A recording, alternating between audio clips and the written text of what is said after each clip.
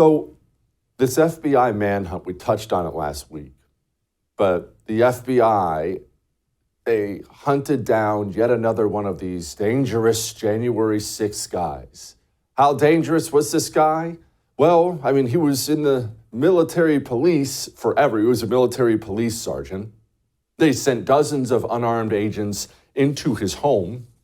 We now know, courtesy of Julie Kelly and her reporting, that they staked out his house for 3 months prior to his arrest. Staked out his house for 3 months prior to his arrest. This human being is not a career criminal, clean record. He's not a member of the cartel. He's not a human trafficker. He's not a Chinese spy. This human being really is just a normal person. And the Federal Bureau of Investigation dedicated a team to stake out his home for 3 months. Listen to how it was covered. An all-out manhunt tonight in this small central New Jersey town just 40 miles southwest of New York City, after this man, wanted in connection to the attack at the Capitol on January 6, evaded arrest. Gregory Yetman fleeing on foot into the wooded area near his home. The FBI leading the multi-agency manhunt in the town of Helmetta. Officers in tactical gear, looking in vehicles, teams moving through backyards, armed with long guns and canines. There were officers running through everybody's yards, asking questions. Even though the sun has gone down, we can still see Joint Terrorism Task Force agents going door to door looking for Yetman. Tonight, authorities are urging residents to shelter in place. There were a couple parts of that video I want you to focus on, but really that last part is the most important part, and it's why I wanted to play it tonight. The Joint Terrorism Task Force? Mr. Producer, I'm just checking. That is what she said, right? The Joint Terrorism Task Force. Yes, the southern border is open, and we've had how many Islamists pouring into this country with plans to do us harm? Many. Chinese spies all across the nation. As I mentioned, cartels, various others. But you see, this is the part that the American right has to understand, and they don't understand it fully yet. You probably do. I'm not worried about you personally. But especially Republican AGs, Republican governors, Republican state senators, Republican state legislatures. They have got to understand what has already happened in this country. And allow me to explain it. You remember 9/11, right? Obviously, I don't need to explain to you what happened on 9/11, the towers coming down and all those things. What happened after 9/11? In the wake of 9/11, what happened within the walls of the government? The entire American government, every single part of our national security apparatus, from the CIA, NSA, FBI, they created entire new agencies like the DHS, which is over all those things, military, everything else. They all took all their focus and all their guns and they aimed it at radical jihad, Islamists. And as a result, how many of those people were arrested or killed both in America and around the globe? A lot, right? The number's a lot. Okay, so you're still with me? Just stay with me here. So after 9/11, the American government aimed all of its guns at radical Islamists, called them terrorists, which of course they were, and killed and imprisoned a lot of them. Okay, still with me? This is the part many people on the right have not fully accepted yet. In the minds of the American government and the national security apparatus in this country, the terrorist now is you. We faced adversity on September 11th, 2001, when the towers and the Pentagon were unexpectedly struck, killing thousands of lives in an instant. We faced adversity right here in the House of Representatives, when on January 6, 2021, a violent mob of insurrectionists, incited by some in this chamber, overran the House floor as part of an effort to halt the peaceful transfer of power.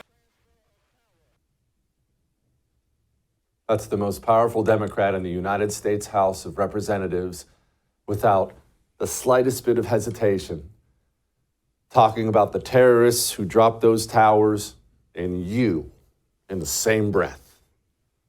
How could the FBI act this way? How could they conduct themselves this way?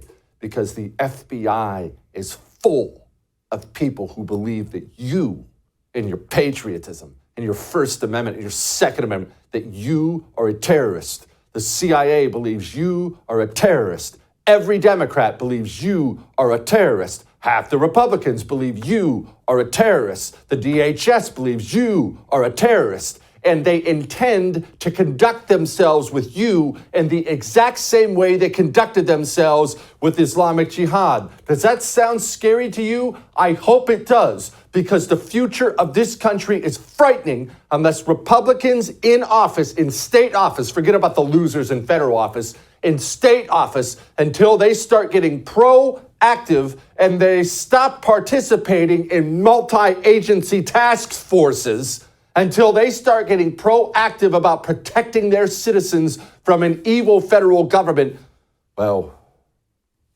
we got some rough roads ahead of us. I'll just cap it off with this one in case you weren't worried enough yet. We have another whistleblower coming forward. You know what his allegations about the FBI are? The FBI, they're actually purging agents as we speak with military records. Why do you think that is? You see, the FBI, they're building a secret state police agency for one purpose and one purpose only. And those pesky patriotic veterans, they're the most likely ones to get in the way. If they're getting those guys out of the way, well, all that may have made you uncomfortable, but I am right. We have quite a show for you. In fact, I have a former FBI agent joining us now. Let's hear what Garret thinks about my warnings. Are they over the top, ridiculous? You don't have to take it from me. I'm just a talk show host. Joining me now, Garret O'Boyle, former FBI agent, veteran, and patriot. You know, as that old saying goes, everybody wants to do a patriot everyone wants to be a patriot until it's time to do patriot things. Well, Garret did patriot things and came forward, and now they're attacking him like the Cheka has always done. Garret, you tell your story really quickly before we get into the latest and greatest. What did the FBI do? What did those great men and women at the FBI do to you when you came forward? Jesse, first of all, thanks for having me back on. And, like I said in my testimony, they'll try to crush you. And that's exactly what they tried to do to me and my family. We're now learning that that's absolutely what they were trying to do. And we have people in the FBI who were admitting that that's what they were trying to do. So while I was mid-transfer, they basically tried to strip us of everything and make us financially destitute, as the latest whistleblower revelation has revealed. Garret, speaking of latest whistleblower revelation, people are finding out the FBI, they're trying to purge people with military records? Garret, why in the world would the FBI be doing such a thing? Well, I think it's because we have gone beyond the pale as a country. And when the government is going to attack its military veterans, like me and others, I served a year in Iraq, a year in Afghanistan as an infantryman in the Army. They've deemed people like us to be a threat because we actually meant our oath to the Constitution, and we see that they are the ones violating simple American principles of freedom. Garret, okay, the FBI, people you're still in touch with, are they aware of what's happening? I'm trying to gauge what percentage we have to worry about here. I realize the whole thing is a concern. The ones just following orders are just as big of a concern as others, but how many of these people are truly committed to destroying every Republican, and how many are just following orders waiting for that pension? I think the vast majority are just following orders, which honestly, it's not a good enough excuse. I've been in touch with a number of colleagues, former colleagues, over the last few days since this most recent whistleblower allegations and article came out. And some of them, they see it like I saw it, and they feel stuck. They don't know what to do. And then others keep their head in the ground like an ostrich and say, I didn't see what you're talking about, which, just based on my experience, everybody in the FBI can see and knows what's happening at this point. Garret, Can you describe how things changed, or if they changed after you got to the FBI? I guess I'm trying to understand, has it been this bad for quite some time and I'm just now coming to realization on it? Is this something that's gotten progressively worse over the last year, 5 years? When did it start getting really bad? I think it's been really bad for a long time. I think I was fooled in 2018 when I was hired. I believed the FBI to be overall a pinnacle law enforcement institution in the world. And I think we all have been kind of duped in that regard. And we've believed this legacy of lies that is the FBI.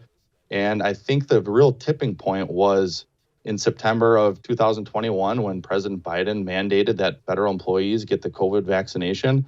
At that point, it became very clear that the vast majority of people in the FBI, the people who are sworn to legally protect and uphold the Constitution, vast majority of them decided to opt for that paycheck over their principles. Garret, we just saw this Gregory Yetman story. FBI stakes out his home for 3 months. Then they end up on some cockamamie manhunt before the guy turns himself in. We remember the story out of Utah just a few months back. 75-year-old fat old man who can't walk to the mailbox without a cane, and they kick in his door at 3 a.m. and he ends up dead. Is this stuff malicious? There are a million peaceful ways to take down a 75-year-old fat old man who can't walk the dog without a cane. You don't have to bust in his door at 3 a.m. Did they do this stuff on purpose, Garret? I do believe that this is intentional at this point. There's really no other logical explanation.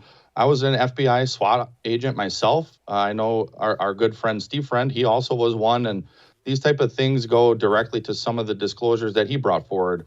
We're using SWAT in instances that we really shouldn't. And don't get me wrong, SWAT has a place, but in the FBI, it's become the absolute hammer that they bring out whenever they want to make a show. And I think that's what we're seeing again here. And, like you said, with this latest one in New Jersey, was that the best way to go about it? And, the guy ended up self-surrendering later anyways. So perhaps being in touch with his attorney, similar with the fat guy in Utah, like there are other ways to go about coming to a peaceful resolution. And it seems like the FBI always lately opts for the most difficult and the most likely that's going to end up in some type of violence. Yeah, they sure do. Garret, my brother, thank you. We're praying for you, hoping the best.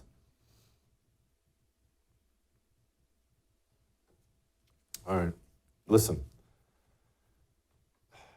I know when we talk about the FBI, we open up the show talking about it. Now, we talked about it with Garret. I know this stuff can feel overwhelming because you don't have access to elect these people, right? It's not, the FBI is not somebody you can go vote out, right? So what can normal person do? What do normal people do? I want to reemphasize what I said in the opening. Your state has incredible powers. Your state needs to start using those powers and preparing to use those powers more in the future. State governments, specifically AGs and governors, they need to be completely reorienting their state police force, not to go after their own citizens, to stand up in defense of their own citizens. This may sound radical, this may sound over the top, but if you've read anything about the history of secret state police agencies, you will know this is our only path forward. It must be done. Without it, the checka comes for all. It's the way it works. All right?